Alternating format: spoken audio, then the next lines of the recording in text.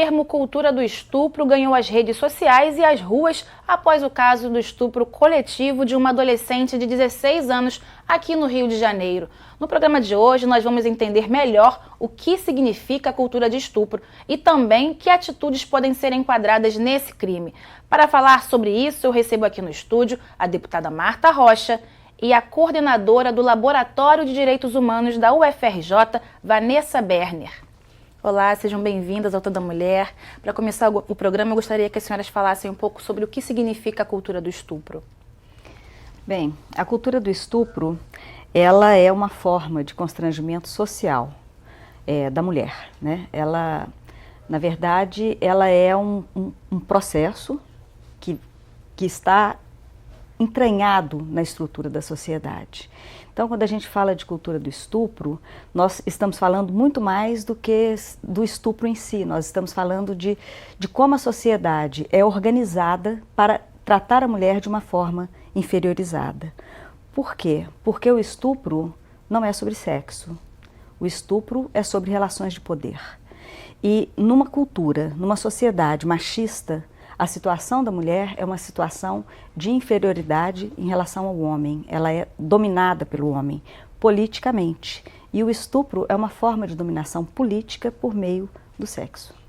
E no caso dessa menina de 16 anos, isso ficou muito evidente, né? Eu queria me solidarizar com a análise que a nossa professora fez e dizer que isso ficou muito transparente até mesmo na apuração daquele crime, né?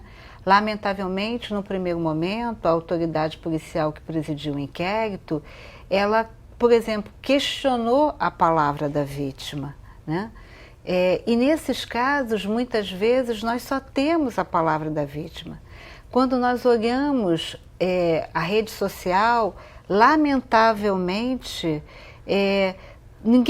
as pessoas, quando se chocaram com a possibilidade do número de pessoas, e daí a denominação de estupro coletivo, mas nós vimos manifestações de homens e de mulheres indagando, por exemplo, por que aquela menina, que é de uma classe média, foi para uma comunidade na questão do tráfico.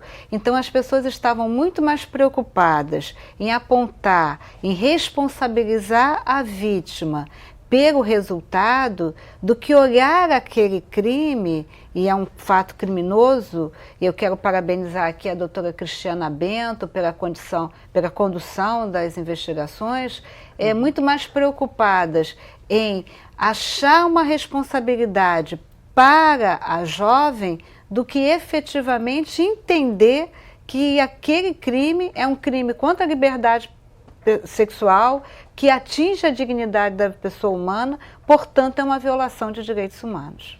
A delegada que assumiu o caso, ela deixou muito claro durante uma coletiva que nesse tipo de crime, nesse tipo de casos de violência, a palavra da vítima é a mais importante nesse processo. Foi muito decepcionante verificar. Eu falo isso como mulher, falo isso como policial, falo isso como parlamentar e falo isso como ex-chefe da Polícia Civil.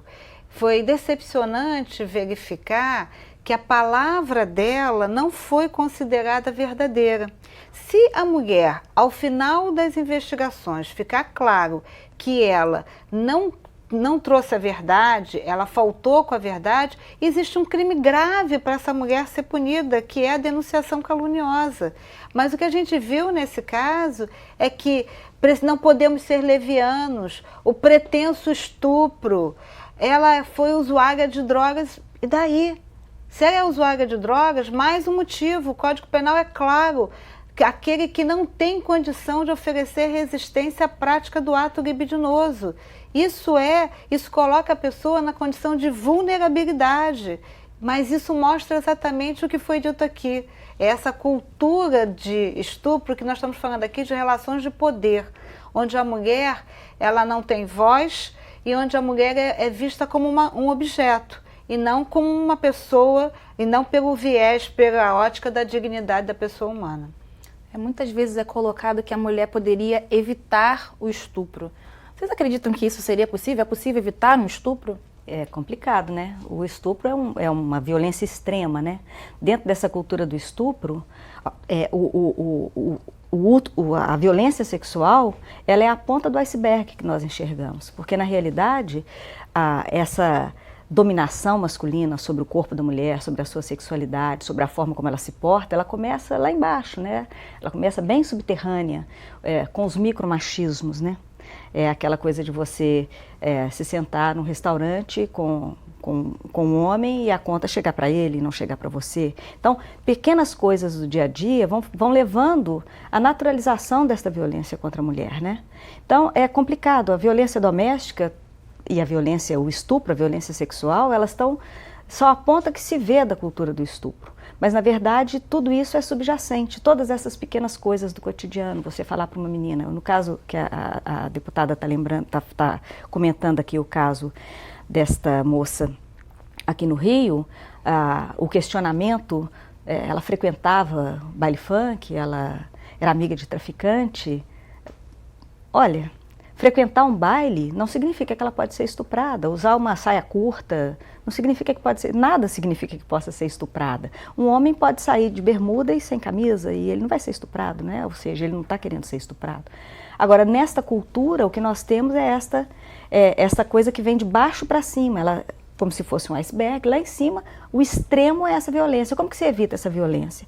Ela não pode, para uma mulher, como que essa moça reagiria a 33 homens violentos? Não é difícil? Cabe a ela evitar isto? Agora, como que isso pode ser evitado? Pela mudança da cultura, que começa lá embaixo, dentro de casa mesmo, né? De mais a mais, a gente sabe perfeitamente que a maior parte dos estupros, ela não é na rua que acontece, né? Ela acontece Sim. em casa. Segundo dados do IPEA, no Brasil nós temos aproximadamente 500 mil casos de estupro por ano. Só que desses, apenas 50 mil casos são de fato denunciados. Por que vocês acham que são tão poucos chegam de fato a ser denunciados? Aí a gente tem que olhar como está essa rede de atendimento e proteção à mulher. E aí eu estou falando também das delegacias de polícia.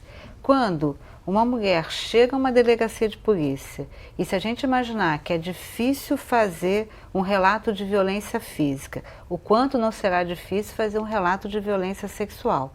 Tendo como pano de fundo essa questão de que há alguns operadores do direito que dizem a questão da vitimologia.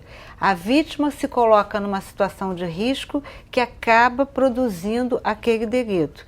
Aí ela chega numa delegacia e leva o fato e a sua narrativa não é considerada verdadeira. Então essa mulher é vitimizada pela segunda vez. E aí por que então? Por que motivo eu vou romper com tantas barreiras, né? Vou romper primeiro com a barreira do silêncio, com a barreira do medo e compareço para buscar ajuda e não tenho a minha fala considerada. Então, assim, e isso tudo contribui para a subnotificação. Um outro dado é as mulheres se sentirem sujeito de direito. Quando se fala, a professora Vanessa colocou aqui a questão da mulher casada, do estupro na sede do casamento, da relação conjugal. A relação conjugal não é um compromisso do casamento.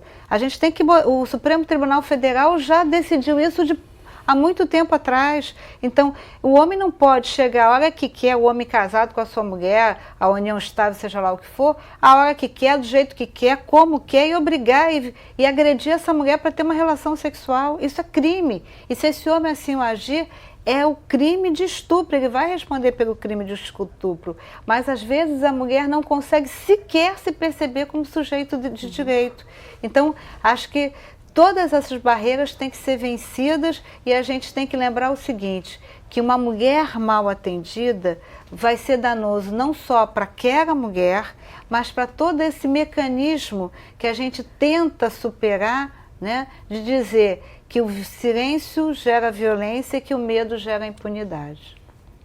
E segundo dados do IPEA, também 70% desses crimes são os que acontecem, né, dentro, com alguém conhecido ou dentro da sua família, dentro de casa, né? E acontece mais com adolescentes. Né? Isso também é uma questão que deve ser mais difícil ainda para adolescente conseguir denunciar, né? Eu acho que essa dificuldade, bom, não apenas a dificuldade da denúncia, como a deputada Marta Rocha disse, mas passa também por questões que são o fato de que dentro dessa cultura, né, a mulher, desde criança, ela é reservada a ela um lugar de submissão, né? Então, como que ela vai, criança, uma menina estuprada ou vítima de violência sexual pelo seu padrasto, pelo pai, pelo namorado da mãe, pelo vizinho, sei lá por quem está perto, né? Como que ela vai denunciar e como que ela vai reagir? Ela tem medo de contar, porque quem que vai acreditar nela, que é uma criança, menina? Entende? É uma questão que eu acho que é resultado dessa nossa ideia, ou da ideia que permeia a sociedade, de que a mulher, ela, numa relação, em qualquer relação, ela é sempre objeto, ela nunca é o sujeito da relação, ela não tem voz, né? Ou seja, não é que ela não tenha voz, ela tem voz, ela é silenciada, constantemente ela é silenciada, desde criança. Desde criança, nas pequenas coisas ela é silenciada, ela não é dada a ela fazer escolhas. Então, é diferente, você vê a criação de um menino e uma menina na mesma família, geralmente é diferente, né? A gente vai ter que fazer uma breve pausa agora, mas daqui a pouquinho a gente continua no próximo bloco. Toda mulher vai para um breve intervalo e volta já, não saia daí.